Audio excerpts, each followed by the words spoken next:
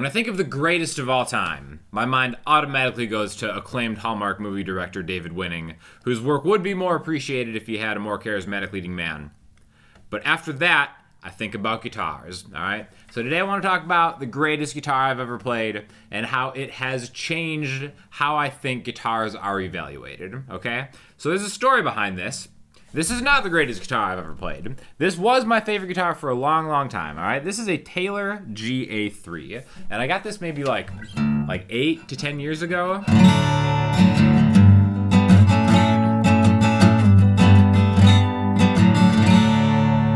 Longest time, I was under the impression that it doesn't get better than this. It can get different than this, but it doesn't get better than this, okay? At the time, I remember I paid $1,200 for this, which, it definitely was a lot of money for me back then. Still is, but it was definitely reasonable. You know what I mean? If you want a guitar that's going to last essentially your lifetime, I don't think that's too steep of a price to pay.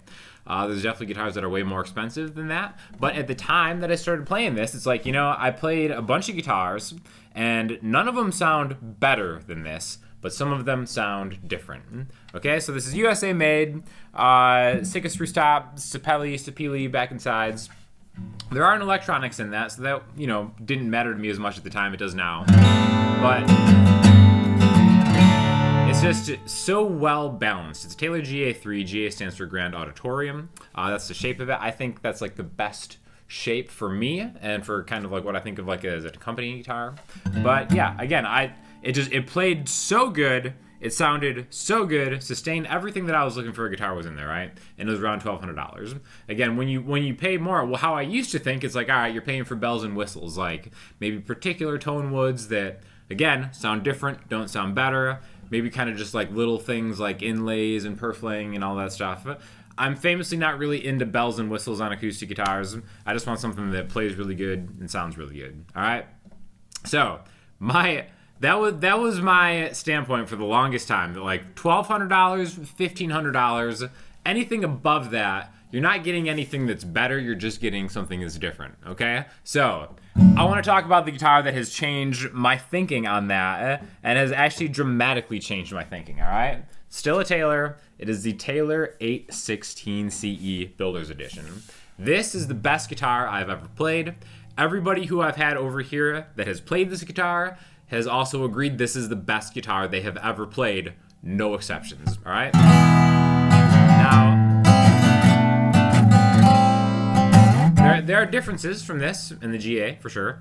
First of all, this is a Grand Symphony size, similar size, but it is a little bit different, right?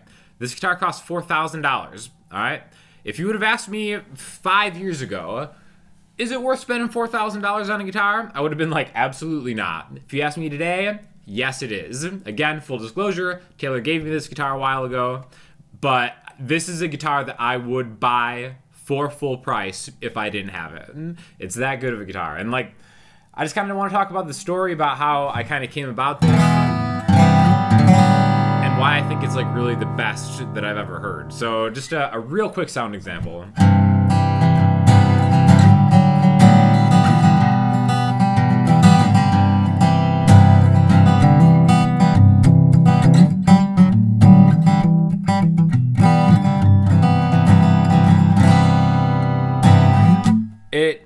Nothing plays better than it, okay? There's one flaw with it, which I'm going to get to in a little bit. But about 6 to 8 months ago, I think, Andrea and I had the opportunity to go out to San Diego and do some stuff with the people at Taylor. And we ended up at a recording studio where we got to kind of film some stuff. They were doing a bunch of demos for a lot of their new line coming out and doing videos for it. So I was able to help them kind of shoot some content out there. And they let me and Andrea do a song because they were, like I said, in a studio. They had a legit recording engineer there, big camera team. So they're like, hey, what guitar do you want to play to do this? Because I didn't bring one. I was just like, whatever you guys have is fine. And I'm like, whatever you think is the best one. And they're like, get him the 816. So I was able to play an 816 for the first time there. The first thing that caught my eye was this right here. How there's a secondary sound hole, okay? A cutaway sound port, I guess. And at first I thought that was a bit of a novelty, right?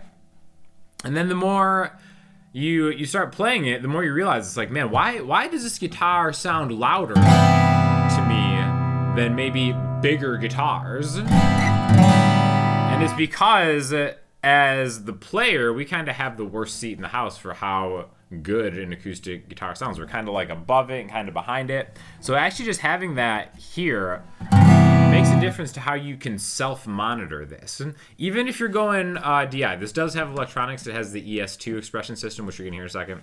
But even when I'm plugged in, playing this live, and again, this has become kind of my go-to live gigging guitar, I can self-monitor better because of the sound port, not even like through like the DI or whatever, but it just sounds better, okay? ES2 system is probably like the best that I've heard of all the ones that I've tried going using a DI. Again, I still prefer using a microphone. I've got an Earthworks SR25 microphone right here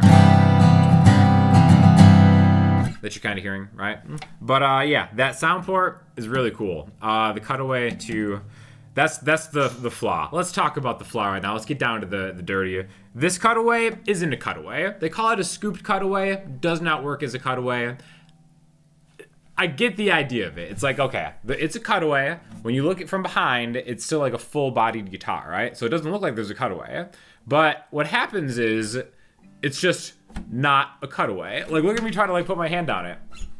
It stops just like this. The only reason that I usually need a cutaway is a few songs that I play live. One of them, I'm kind of up here. If I'm static,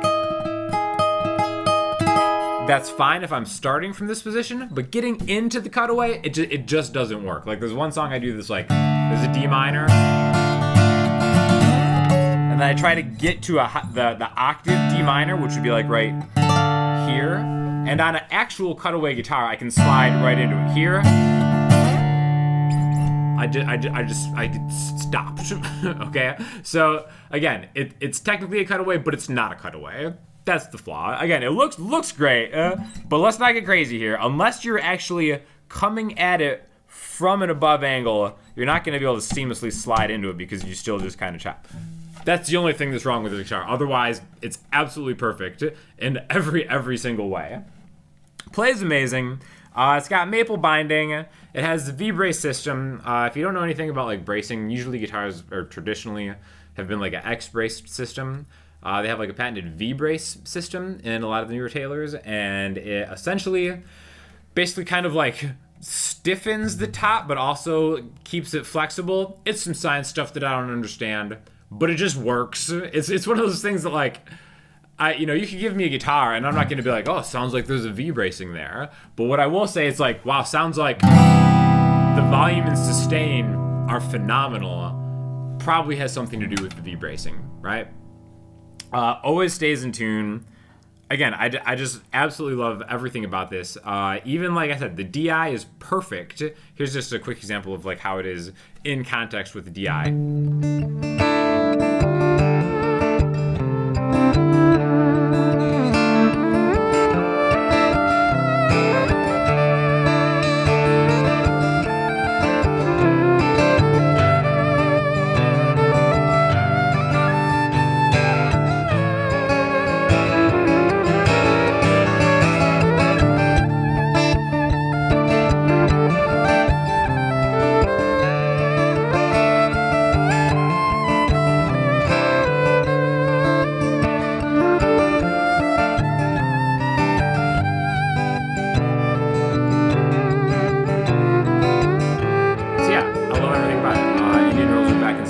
Again, it's all solid wood. If you ever get a chance to play any of the Builder's Edition stuff, I highly recommend that you do it. And I really can't believe that I'm saying this. Of course, take what I say with a grain of salt. Taylor gave me this guitar. I'm under no obligation to make this video, but I just kind of felt I had to because I've used this in dozens and dozens of live shows now, and I'm at the point where I feel like I understand the guitar like really well. It's been through several sets of strings. I always just kind of keep Elixir 12s on this one specifically because it's like, why change it? It's just so good. But yeah, so that was the first time that I ever played it was at that San Diego studio. I'll put the whole performance at the end of this video if you guys are interested in watching that. But yeah, as soon as I played it there, I was like, wow, this guitar really sounds amazing. And they're like, well, let's see what we can do to kind of like hook you up with one. And then I did it and shot some videos with that, throughout the course of the last 6 months or whatever. But yeah, best guitar I've ever played. I'm willing for people to send me more to see if it can compete. But I could happily just play this guitar for the rest of my life. And for $4,000, yes, that's like a hefty price. But again, I'm totally convinced now, whereas in the past I was like, yeah, you're just kind of paying up for stuff that you're not really going to use. I definitely feel that there's a difference in this. And just the fact that other people who I've had over and have said like, oh, this is the best guitar I've ever played too, like it just makes me think that like I'm not even being brainwashed by it. It's just facts, right? So yeah, like I said, I understand that not everybody's in a position to be able to own a guitar like this. And again, that GA3 is such a killer deal. But yeah, that's just my opinions on how my thinking of what guitars are worth have changed over the years. Now that I kind of just understand a little bit about the process a little bit more and have had the opportunity to play so many cool high-end guitars. And like I said, right now, this one is the best of all time. So I'll put an affiliate link if you guys are interested in there, if you want to just take a look at it. Or if you have any questions, I'd be happy to answer them for you. But yeah, let me know what you think. Let me know what the best guitar you guys have ever had the chance to play is. And see if it compares to the old Taylor 816 CE Builder's Edition. And I hope you enjoy the song that me and Andrea were able to do when we had the chance to do it over in the Taylor studio. Thanks a lot.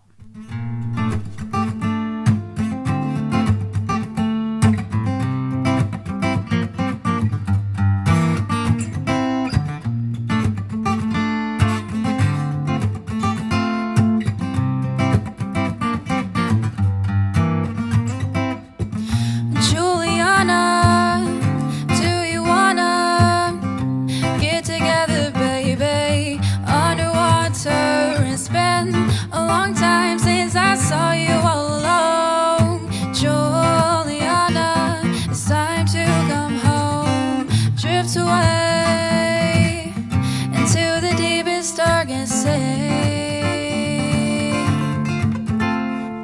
And in the reeds and waves is where you'll find me.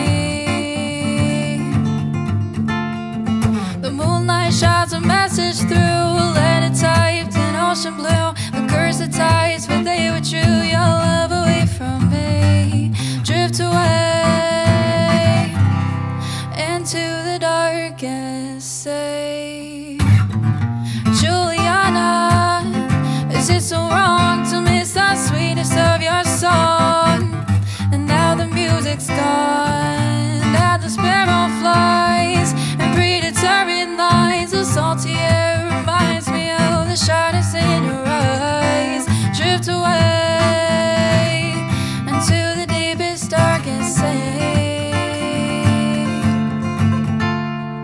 And now the reeds and waves are just our